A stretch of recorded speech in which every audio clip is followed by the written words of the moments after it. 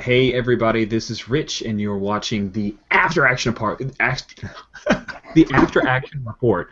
It's the TLDR version of the Urban Shadows game that we just finished up as part of the July game night for 2014. So this is where all the players, minus Mark Diaz trimming, because we don't want to hurt his feelings, because he's all sensitive and stuff. No, seriously, he's part of, he's the MC, and we want to talk about Urban Shadows, the game that we just played, what we think about Urban Shadows, and it's going to be a quick 5-minute thing. So go ahead and start the clock. We got Brendan, Chris, Jen, and myself. So, Brendan, you want to lead us off with kind of breaking it down? Sure. We're just going to do a simple structure here. We're each going to talk about our one thing in 4 different categories, our favorite moment from the actual game, a special thing about the game, something it does interestingly, uniquely, or differently, one thing you should know before you dive into the game, just maybe a warning, but maybe just to be aware of this, and one reason to play the game, the thing that is like overriding in our mind for why you should actually play Urban Shadows. So first off, favorite moment, highlight of the game. I think actually my favorite moment has to be just when Samuel and Nathaniel were having dinner and Samuel was spitting in Nathaniel's face. It was like this perfect diseased relationship, which I love, and it perfectly made sense, particularly when then Samuel cashed in a debt to get Nathaniel to sit his ass down and do something completely uncomfortable. It felt perfect for what the game is trying to do. Why doesn't Jen go next? Special moment. It's actually sort of a tie, right? It was that moment right before Theo comes up the stairs, and she and Wes are having this moment like, we're really not saying what we're feeling or whatever. And then my other favorite moment was when Fiona got her face punched in, which was fun. When she picked a fight with a werewolf. I mean, what do you think is going to happen? So. that is fabulous. Rich. For me, I'm glad that Jim mentioned the one, so I don't have to. It would be walking up on a Kai who offers a freaking BMW for thing to be taken later by extremely powerful Raven NPC that no one ever met in the game, which frustrates me because we never met her. That was a great moment. It was really scary. Yeah. Chris? It's not a specific single moment. It was just the whole that you were Brendan, your character was everybody's whipping boy. I mean, you were just so completely at the bottom of the pile, and you played that brilliantly. So I just really like that whole setup. Maybe you did. All right. One special thing. So something the game does differently, interestingly, or uniquely. Let's go the other way. Chris? I don't know if it's unique, but the whole debt structure, where you can sort of like layer up debts with other PCs and call on them, I think that works really nicely for the type of stories the game's trying to tell. Very cool. Rich? Just one little thing, but I really liked when you're trying to figure someone out, then on a mixed result, they get to hold one on you. I really like that, because one of my favorite things to do in Apocalypse Roll when someone fails a read roll is to flip the move around and give whoever they were trying to read the opportunity to read the person who failed.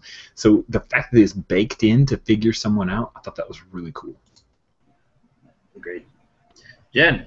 My thing that makes it interesting is the corruption. I mean, like, if you corrupt your character enough, they return as a threat. That's awesome. Kind of hard to argue with that.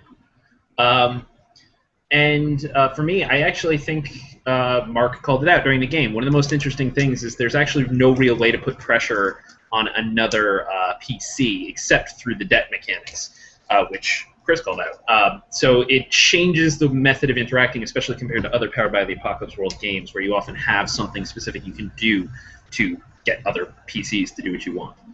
All right, so one thing to know about the game, something people should know before diving into the game. I'm going to steal the easy and obvious one, so ha ha ha. This is not a game that you should play in an hour and a half. This is, I mean, as all Powered by the Apocalypse World games are pretty much, it's a game that deserves longer periods of time where you're only really going to see the interesting character arcs if you play it for a while. So be very aware that even if you play it for like a 2 or 3 hour one-shot, it may still not be anywhere near as satisfying as it could be, and you're going to have that heartbreaking moment of like, oh no, we have to stop? What? Jen? Thing to know. I don't know, pass. Rich. Yeah. Thing to know, if you pick it up right now, it's in heavy development. This game is not completely out. So if you get a hold of the Kickstarter version that we're playing, the iterations have been radically different.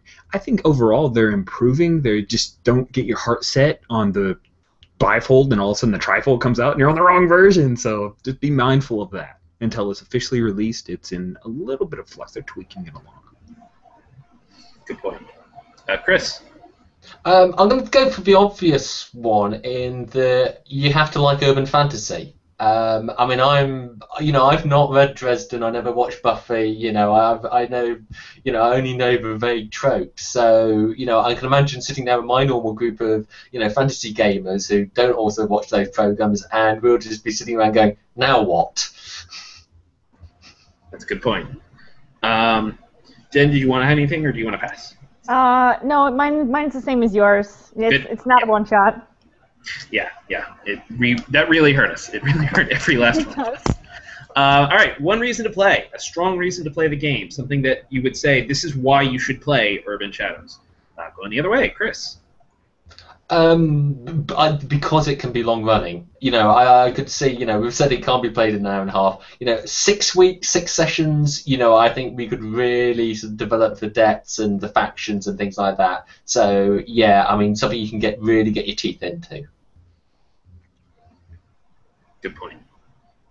Rich. Urban Shadows is your Reese Cup game, right? You want to take your urban fantasy type of, I love Vampire the Masquerade or Dresden or Supernatural. I also love Powered by the Apocalypse. This is the best union of the two that I've currently played. Jen.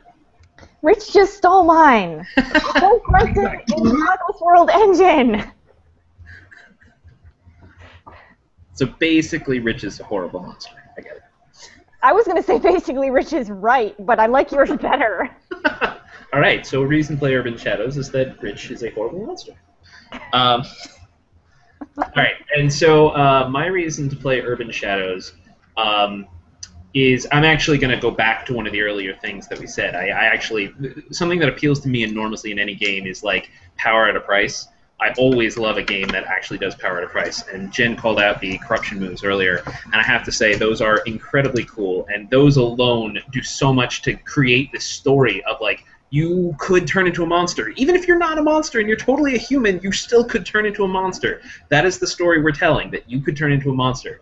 And it does it in a cool way, not a, boom, we're punishing you for doing something naughty, but yeah, you did something naughty. Here's something cool. Don't you want to do something naughty again? And I have to say that for somebody like me, that is, I'm there. All right. Was there anything anybody else felt needed to be said about Urban Shadows before we call it? How are we on time? We're awful on time. We should call it. Okay, let's call it. All right. Thanks, everyone. Thanks for watching. Bye. Thank you. Thanks, everybody.